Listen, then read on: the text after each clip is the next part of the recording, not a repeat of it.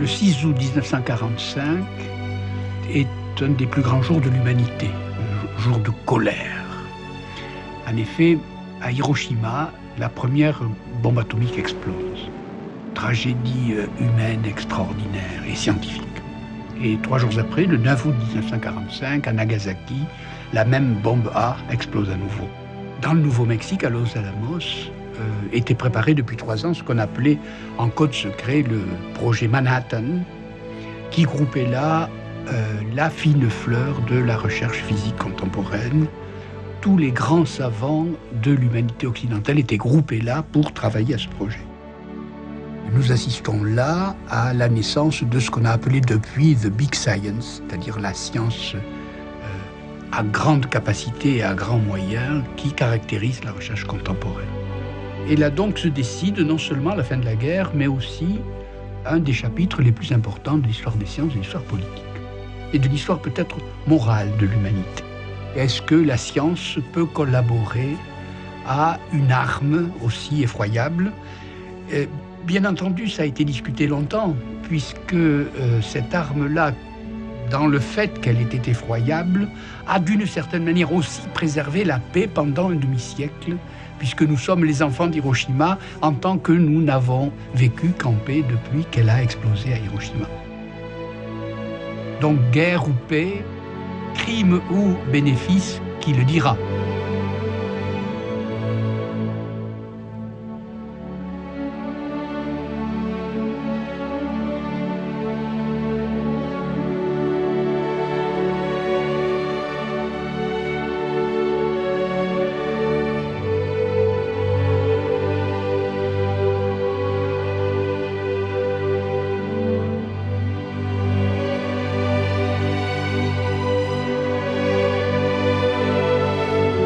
Et c'est l'histoire apparente, l'histoire émergée de cette affaire-là. Mais avant la guerre de 1938, derrière le décor et comme une histoire complètement ignorée, existe un homme, né en Sicile, physicien nucléaire, très grand talent. Il a travaillé avec Fermi, il a travaillé avec Heisenberg en Allemagne. Il est considéré comme le grand physicien d'avenir, mais non pas un chercheur ordinaire, on parle de lui comme un nouveau Galilée. Et cet homme, un jour de mars 1938, prend le bateau à Naples et disparaît. Nul, jamais, ne retrouva sa trace.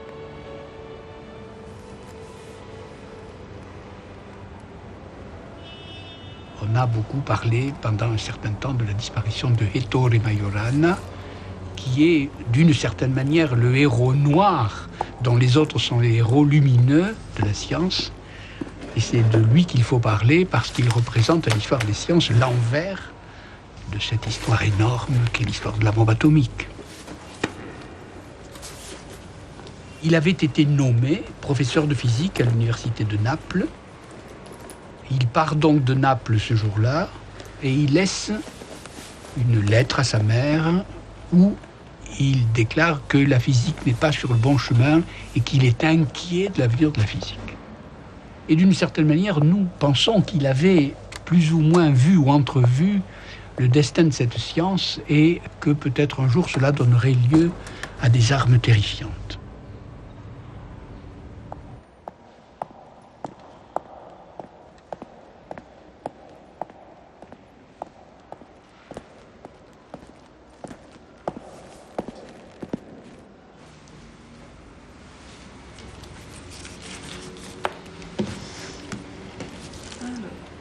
Il retire son solde à la comptabilité de l'université et fait prélever à la banque par son frère Luciano sa part du compte de famille.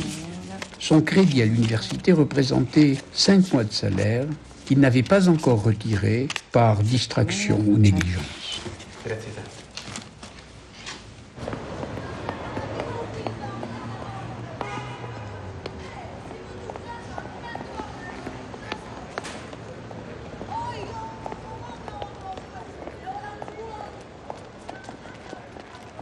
Qu'est-il devenu ? Nul n'a jamais éclairci le mystère de manière décisive. Suicide, enlèvement, assassinat, on retrouve toujours les cadavres. Seuls les vivants trouvent les moyens de disparaître.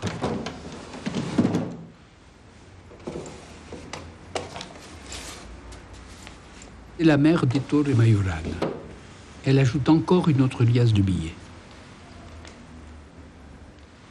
La première solution, celle du suicide, une lettre à Carelli, son directeur de l'Institut de physique de Naples, semble l'établir.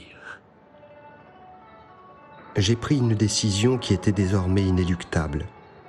Il n'y a pas en elle la moindre trace d'égoïsme, mais je me rends compte des ennuis que ma disparition soudaine pourra causer à toi et aux étudiants. De tous, je garderai un affectueux souvenir, au moins jusqu'à 11h ce soir.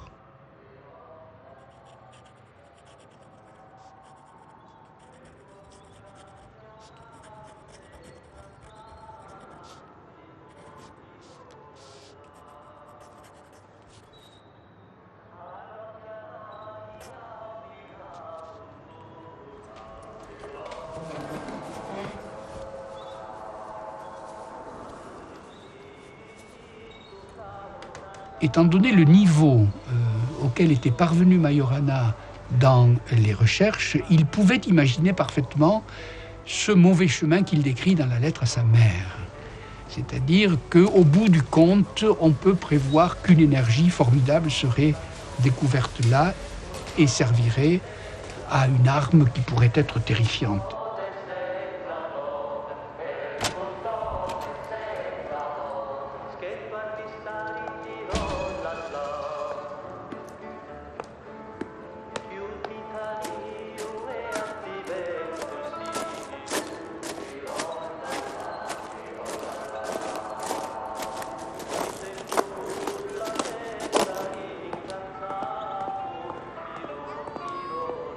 À ma famille, je n'ai qu'un seul désir, que vous ne vous vêtiez pas de noir.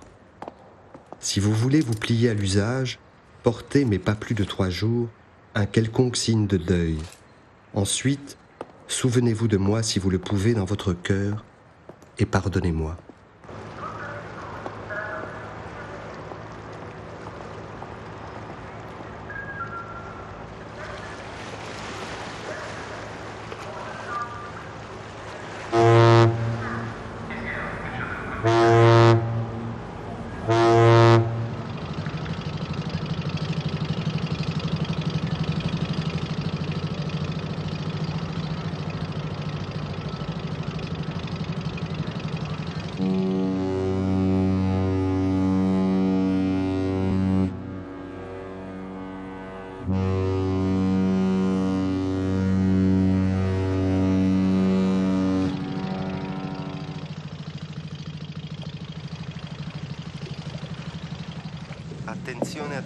Son nom figure sur la liste des passagers.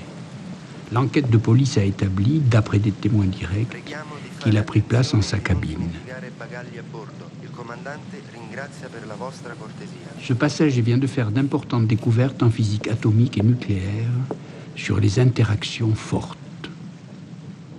Estimé, admiré, on dit même jalousé de Heisenberg et de Fermi, il sort des grands laboratoires d'Italie et d'Allemagne.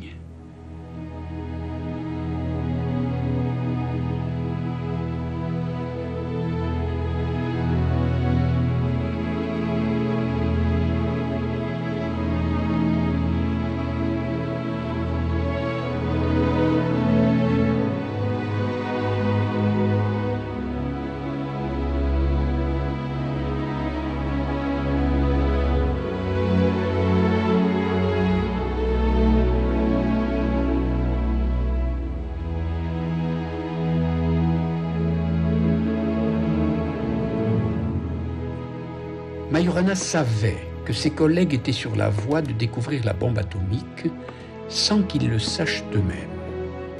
Per capire il senso, l'importanza del lavoro di Majorana bisogna fare un attimino il punto su qual era lo stato delle conoscenze e come stava cambiando a cavallo tra gli anni 20 e 30, che è l'epoca in cui Majorana ha cominciato il suo lavoro scientifico. Si può in qualche modo spiegare questa cosa in maniera molto grezza, pensando alla seguente esempio. 2 oggetti macroscopici dotati di massa si attraggono con la forza gravitazionale, il Sole e i pianeti, ma anche 2 sedie in questa stanza. L'energia associata a questo sistema, a questa forza tra gli oggetti, è comunque relativamente bassa, è facile allontanare 2 masse. La cosa diventa un po' più complicata se passiamo alla seconda forza fondamentale che era nota alla fine dell'Ottocento, inizi del Novecento, cioè la forza elettrica. 2 cariche elettriche, come anche a livello microscopico possiamo pensare un protone e un elettrone, interagiscono tra loro con la forza elettrica in una maniera che è molto più forte della forza gravitazionale che esiste tra le due. E questo vuole anche dire che l'energia di natura elettrica che è in gioco in un processo di tipo elettrico è nettamente superiore a quella di tipo gravitazionale. Se ci spingiamo allora al livello del nucleo atomico, cioè all'interno degli atomi, dove si sapeva ormai all'inizio degli anni 30 che le uniche particelle componenti erano particelle neutre, i neutroni, o cariche positivamente, i protoni, un sistema del genere non può essere stabile per il solo effetto delle forze o gravitazionali o elettromagnetiche, e dunque era necessario ipotizzare l'esistenza di una terza forza che fosse responsabile della stabilità di queste strutture, forza che doveva necessariamente essere molto più intensa delle forze gravitazionali o elettromagnetiche alla scala di cui stiamo parlando, che è una scala infinitamente piccola, e che quindi, infatti è nota come interazione forte, anche se questo è il termine che è venuto subito dopo, e che quindi i sistemi nucleari fossero caratterizzati sostanzialmente da questa nuova interazione a cui sono associate, per il discorso che abbiamo in qualche modo appena esemplificato, anche energie di legame molto molto elevate. Il problema della fisica degli anni 30 è essenzialmente la descrizione e la comprensione delle proprietà dei nuclei atomici, e questo avviene sia sul piano della ricerca sperimentale che sul piano della, invenzione di formalismi teorici atti a descrivere le proprietà di questi sistemi. Con pochi altri dell'epoca, il lavoro di Majorana è il tipo di lavoro teorico che segna il punto di partenza, delle nostre conoscenze attuali sulla teoria della struttura nucleare.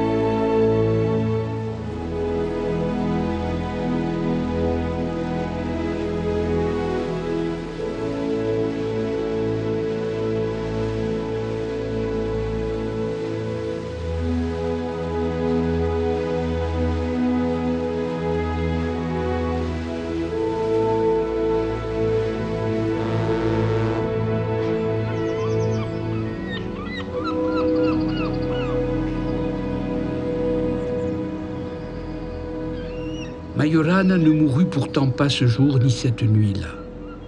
Dès son arrivée à Palerme, en effet, il rédigea un télégramme au même Carelli. La mère m'a refusé. Je reviendrai demain habiter le même hôtel à Naples. A-t-il donc réembarqué de Sicile vers l'Italie au soir du 26 mars, date exacte de ce télégramme? Si oui, le jeune homme a dû débarquer le lendemain au port italien à 5h45 du matin.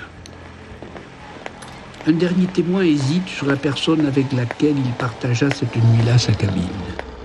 Ou bien, sans plus de paroles, il est mort.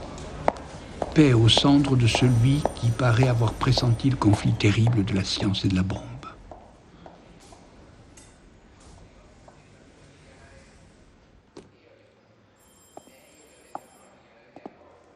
Dans le fouillis des équations, devinait-il les suites probables, l'enchaînement des choses et leur déchaînement? Bien sûr, les experts ne sont pas tous du même avis. Impossible, disent les uns, de prévoir la bombe à 1938. D'autres l'avaient annoncé bien avant, puisqu'un physicien, dès 1921, déclara « Nous vivons sur une île de fulmi-coton ». Ce vieil explosif nous paraît aujourd'hui aussi léger qu'un jouet d'enfant. À supposer que nous l'ayons prévu, qu'aurions-nous fait, nous ?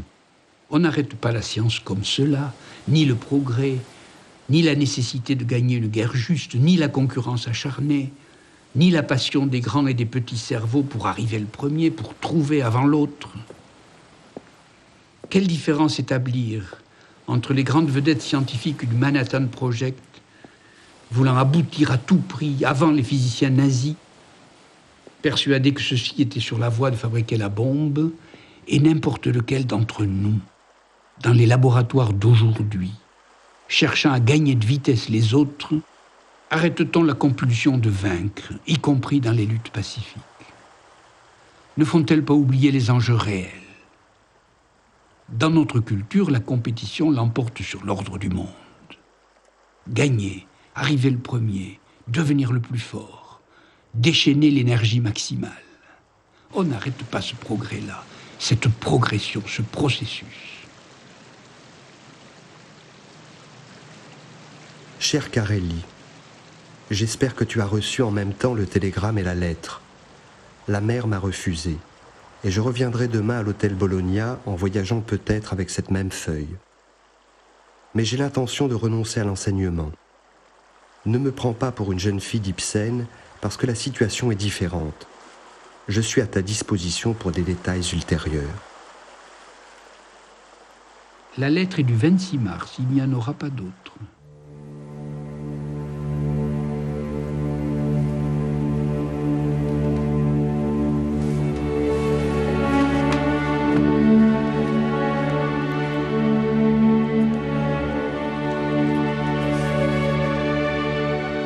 Né à Catane, disparu à Palerme, passionné de flotte et de bataille navale, le jeune Majorana vient d'accomplir un tiers de tour autour de son île natale.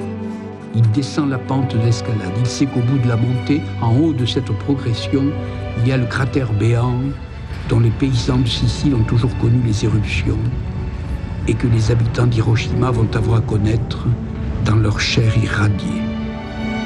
Il redescend. Il calcule, résout et déchire le papier froissé où il a rédigé son problème. Il laisse le possible dans le règne des possibles. A-t-il cherché à effacer les traces de son corps, de son nom, de son ouvrage, de ses découvertes ? Il fait disparaître sa signature. Il enseigne d'abord, puis il étouffe sa voix. Que peut-il faire d'autre pour tenter d'éloigner l'échéance ? Il porte sur lui un moment tragique de la science. Il en efface les signes en soufflant les marques de ses sandales dans la poussière du sol.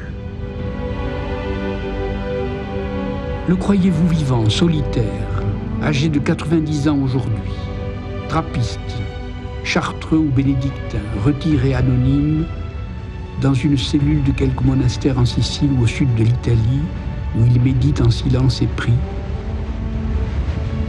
Ce matin même, regarde-t-il le soleil se lever au-dessus de l'Etna, dont les cratères menacent l'île et sculptent ses formes par le feu, comme les volcans sortis de nos mains par la science qu'il refusa, transformèrent le temps et mirent en péril et en forme notre histoire et le globe? Ou gît-il sous quelques pierres sans inscription dans le petit jardin, derrière la chapelle du même monastère?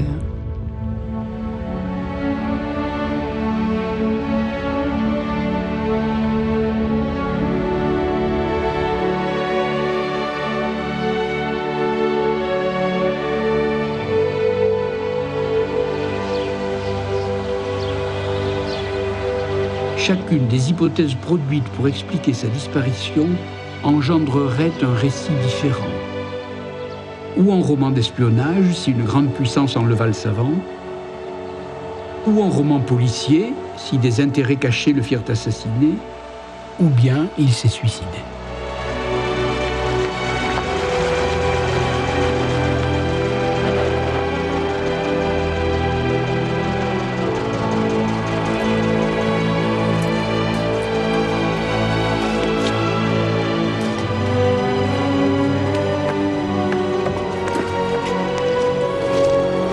La mère de Majorana n'y croit pas. Mussolini n'y croit pas non plus lorsqu'il écrit de sa main sur le rapport de police « Je veux qu'on le retrouve. Je veux ».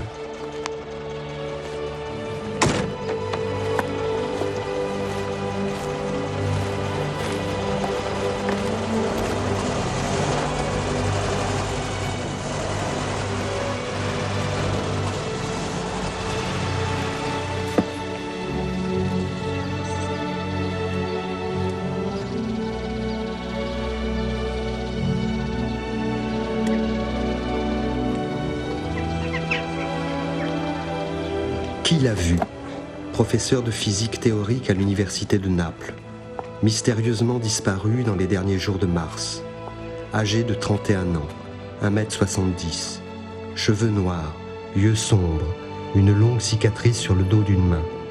Si quelqu'un sait quelque chose, il est prié d'écrire. Le supérieur de l'église du Gesù Nuovo à Naples savait en effet quelque chose. Dans les derniers jours de mars ou les premiers jours d'avril, il ne s'en souvenait pas bien, il avait reçu un homme jeune qui s'était présenté à lui en lui demandant l'hospitalité pour une retraite en vue d'une expérience religieuse. Le supérieur avait reconnu le jeune homme dans la Domenica del Corriere. Il paraissait agité. Le supérieur répondit que c'était possible, mais pas tout de suite. Il fallait attendre, qu'il fallait revenir. Mais au lieu de citer des témoignages d'avant-guerre, voyageons vers des restes plus anciens pour trouver ailleurs la solution au mystère de la disparition de Majorana.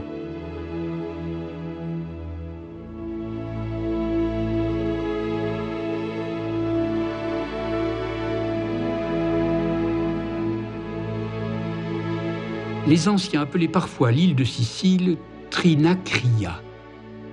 Ce mot signifie triangle ou tricorne. Voici donc les 3 caps ou les 3 promontoires, les 3 pointes sous la botte italienne. Dans le coin de droite s'élève jusqu'à 3000 mètres l'Etna, énorme volcan toujours en activité, menaçant de son feu et de ses laves les populations alentours. Les bords de la Méditerranée virent naître la géométrie et les mathématiques, la physique, la chimie, l'histoire naturelle, plus la philosophie et les 3 religions monothéistes. Au milieu de cette mer d'où naquirent nos raisons majeures. Voici donc l'île centrale, terre à 3 côtés, mais aussi à 3 savants, si grands qu'ils marquèrent tous les 3 leur temps. Majorana de Catane et de Palerme, Archimède, mort et né à Syracuse, enfin Empédocle d'Agrigente. Voici un résumé de nos savoirs, de notre sagesse et de nos religions.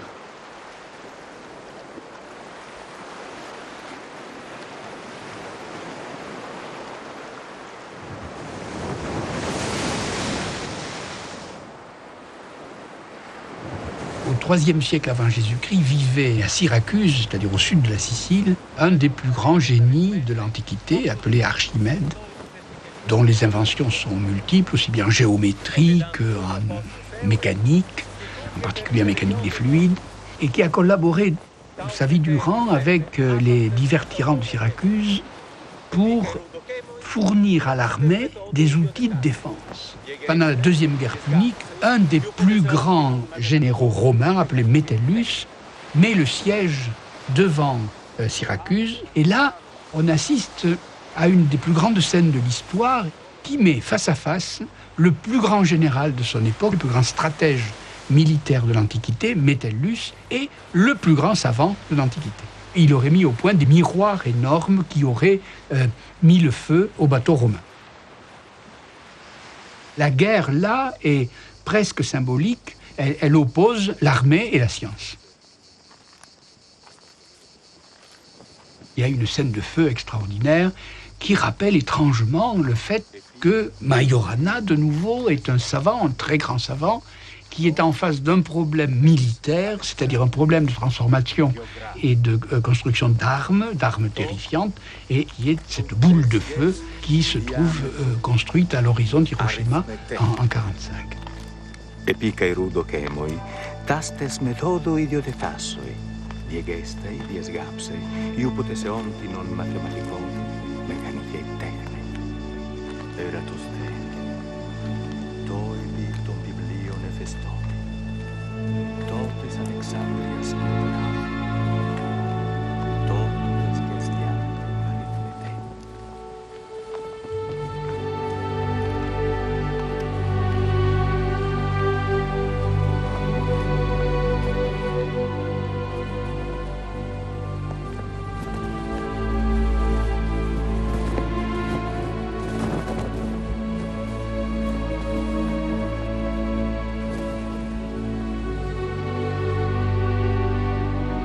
Géomètre, il comprit les figures comme personne avant lui, car il sut calculer par exemple avec une belle précision le rapport entre le rayon d'un cercle et sa circonférence, ce nombre qui plus tard s'appellera pi. À sa demande, on plaça sur son tombeau une sphère et un cylindre, le plus beau de ses problèmes résolus. Il construisit de plus des courbes magnifiques comme la spirale ou l'hélice. Dans les profondeurs de nos corps, nous portons avec le célèbre ADN une forme d'Archimède. Enfin, il mesura la parabole en utilisant les proportions et le levier, machine qui permet aux faibles et aux petits de résister aux grandes forces et de soulever d'énormes poids. Il prétendait ainsi ébranler le globe terrestre lui-même à la condition de disposer d'un point d'appui. Ainsi, la force du savant l'emportait de loin sur toutes les puissances de ce monde.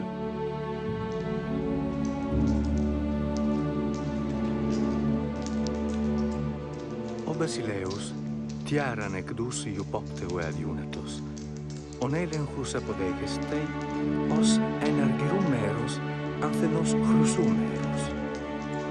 Virtuto, eise calisseme prostoliusei problema prustator, tubaru tecae tuum protestiadas menecmen.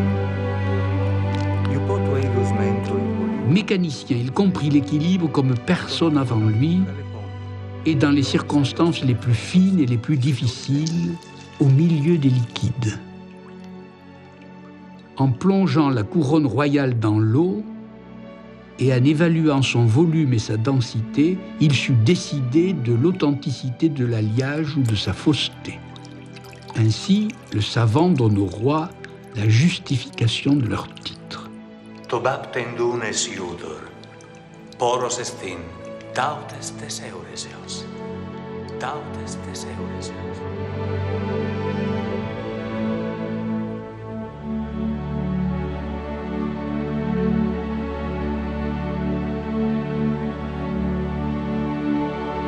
Pour que le récit naïf de la plus célèbre découverte de l'Antiquité nous parvienne inchangé à travers 2 millénaires, il faut qu'elle cache de mystérieux trésors.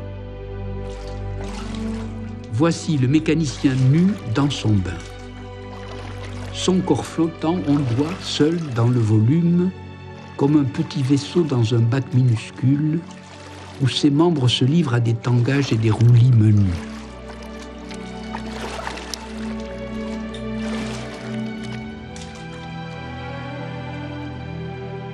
Corps nu, fluide transparent, théorème d'équilibre par les eaux.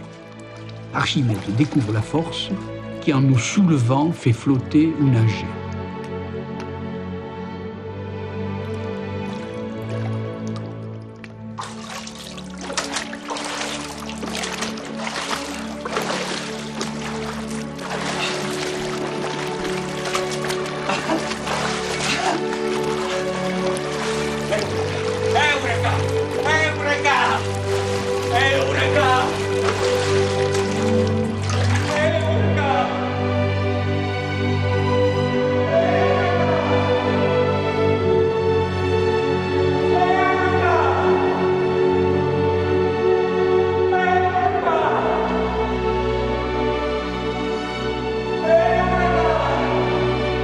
Nu, comme au sortir du ventre de sa mère, et sautant comme un enfant, nu, sans autre appareil, dans le bain, sur la terre et par l'air, ce corps s'enfonce mais flotte, se lève et sort du bain, marche, court et laisse sur le sable les traces de ses pieds mouillés.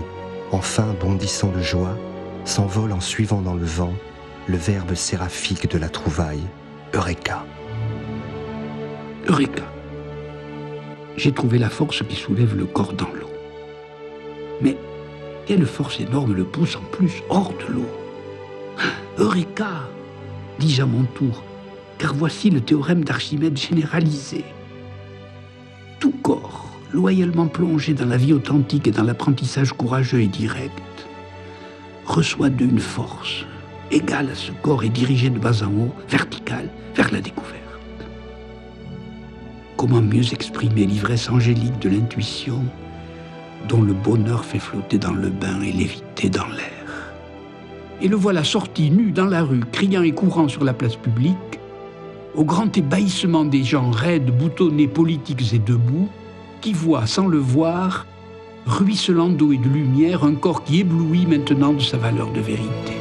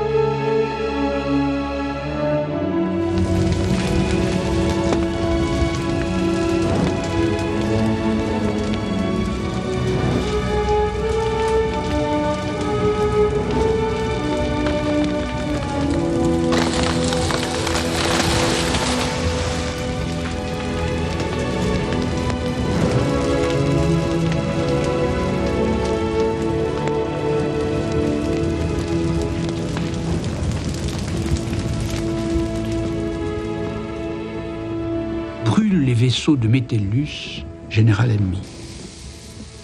Brûlent comme des torches sur le pont les matelots. Brûlent les laves sur les coteaux. Brûlent les femmes et les hommes dans les ports du Japon 23 siècles plus tard, à Hiroshima et Nagasaki. De semblables flammes se propagent dans la traînée de feu que nous appelons l'histoire. Comment la joie tressaillante de la trouvaille, en malheur de mort, s'est-elle changée?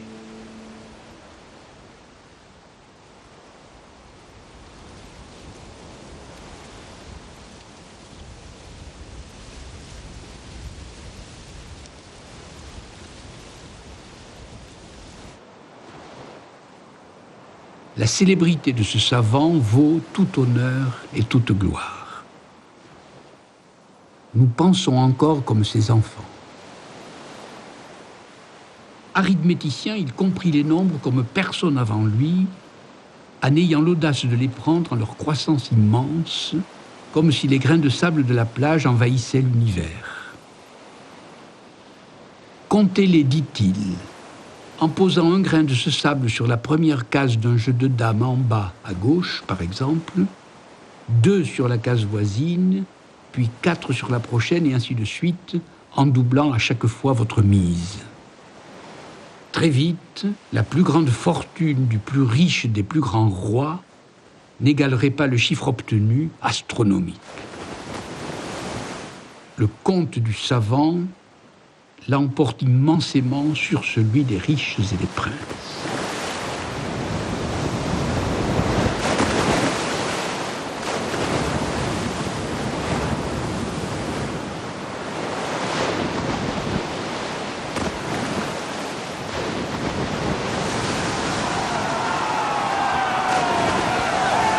La bataille fait rage dans sa ville natale. Nul ne sait vraiment comment Archimède est mort. Un soldat romain, après la victoire, l'aurait tué alors qu'il tentait de résoudre un problème de géométrie tracé comme d'usage alors sur le sable de l'arène. Métellus commande qu'on lui amène Archimède et le légionnaire qui le cherche l'appelle par son nom. Le géomètre l'écarte de la main en lui disant de ne point brouiller de ses pas son schéma.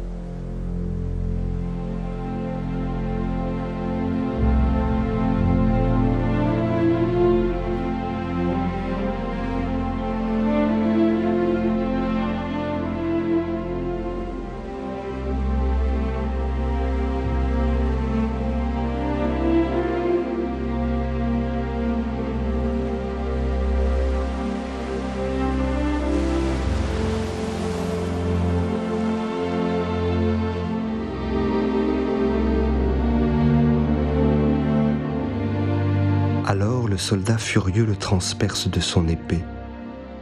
Le sang coule sur le problème. Il efface le dessin. Archimède a servi le fer, il vient de mourir par le fer.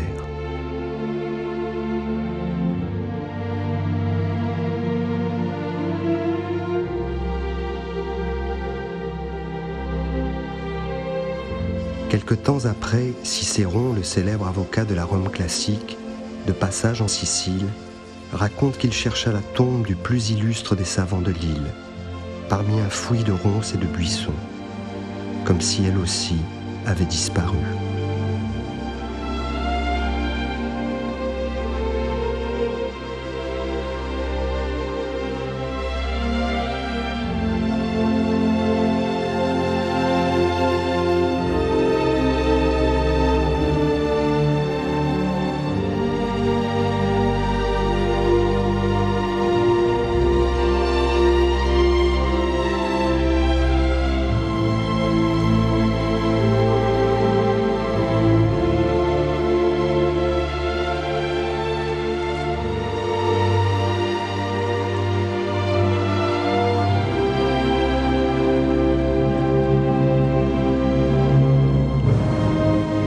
Avant Archimède, il y a une autre histoire, celle d'Empédocle, le fondateur de la physique.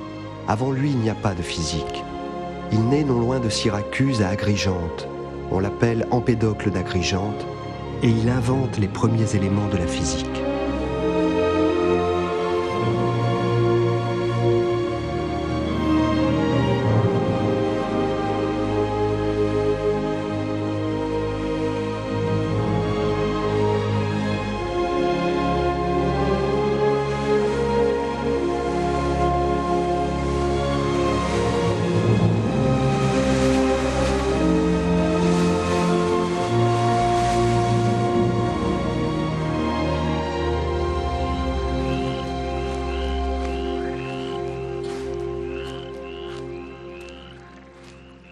L'eau, qui refusa Majorana, où Archimède se baigna, devient pour Empédocle un principe.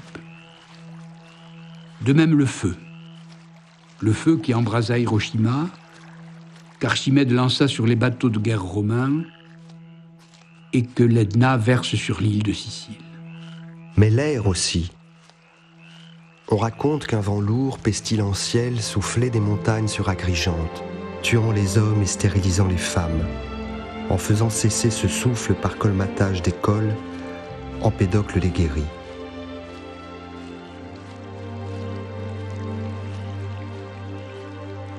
L'une de ces épidémies dont les ravages décimèrent si souvent pendant des siècles nos ancêtres, la peste, se déclare maintenant à Sélinonte. Les gens de cette ville voisine d'Agrigente appellent au secours celui qui maîtrise les éléments et font bien, puisqu'Empédocle observe aussitôt que la pestilence se répand autour des sources et des marigots.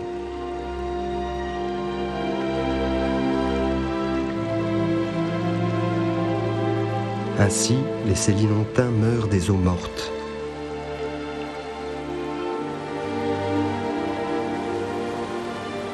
Empédocle commande donc des travaux de génie civil pour approprier les réservoirs d'eau, et quelque temps après, la maladie fait trêve, à l'enthousiaste soulagement des victimes.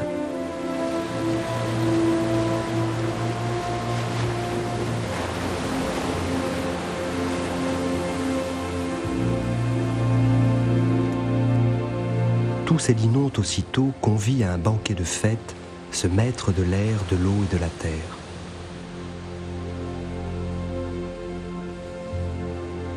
Les réjouissances durent longtemps, car rien ne réjouit tant le cœur des hommes comme d'échapper à la mort risquée de près. Les Sélinontains s'enivrent sans doute, car ils ne voient pas Empédocle disparaître. Le lendemain matin, nul ne put l'apercevoir, et nul jamais ne le retrouva.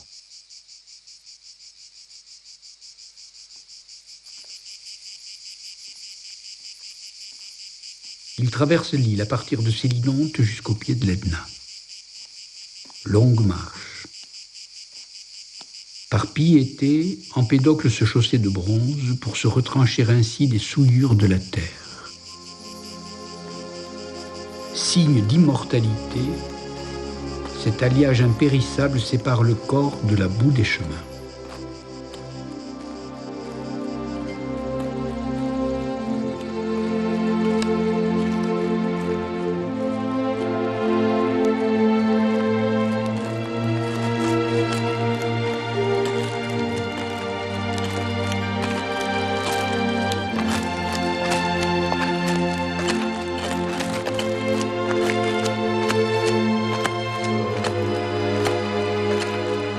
Aujourd'hui, nous savons ce qu'est une force en physique. Nous disons attraction, répulsion, mais il ne savait pas ce qu'était une force. Il avait dit que les puissances qui régnaient sur le monde inerte, c'est-à-dire la physique, pouvaient être des puissances d'attirance, c'est-à-dire des puissances d'amour, et des puissances de répulsion, c'est-à-dire la haine. Il disait que la physique était dominée par le double rapport de l'amour et de la haine. Il y avait donc une sorte de mélange entre ce qu'on appelle maintenant une science objective et des préoccupations morales. Que pour des raisons physiques et morales, il est décidé d'approcher le cratère de l'Etna, de connaître le feu, c'est-à-dire l'amour et la haine de très près, de trop près, c'est une hypothèse raisonnable.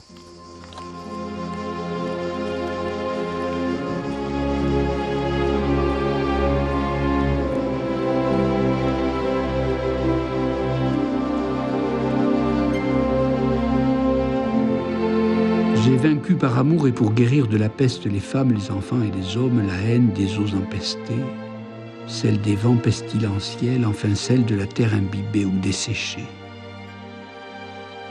Mais qu'en est-il de la haine du feu qui menace toute l'île et pas seulement l'une de ses villes? Je sais comme tout le monde l'allumer pour que nous chauffe son amour, mais comment maîtriser sa haine? Lorsque l'incendie éruptif rend l'air irrespirable, fait que l'eau s'évapore et désole la terre nourricière. Il ne parle pas d'amour et de haine comme de petits sentiments individuels. Lorsqu'Empédocle écrit d'amour et de haine, il entend d'un seul coup la physique et la société, le corps vivant et le monde alentour, le mythe et le savoir, la musique et l'exactitude, l'émotion pathétique et la rigueur qui ne tremble pas. En montant longuement sur les flancs de l'Etna en fusion, dans la sueur et la douleur de l'effort, Empédocle sait qu'il s'approche du mystère des origines, de la violence qui sépare et de l'énergie qui réunit les choses comme les hommes. Il comprend l'urgence de comprendre ensemble la sagesse et le savoir sous peine de mort collective, et que notre histoire depuis le commencement s'avance comme lui sur les flancs du volcan, de plus en plus près de son cratère brûlant.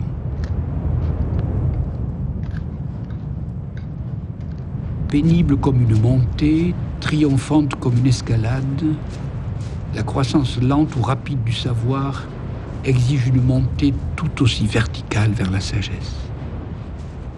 Qu'en est-il donc de l'amour? Pouvons-nous concevoir un savoir de l'amour?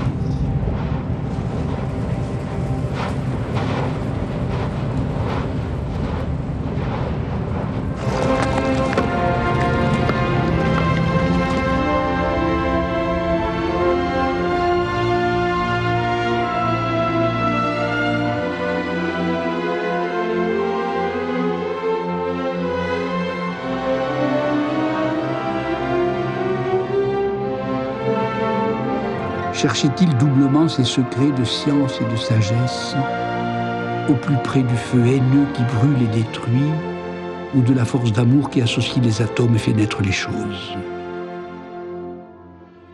La légende prétend qu'il croyait en effet aux atomes comme beaucoup dans l'Antiquité.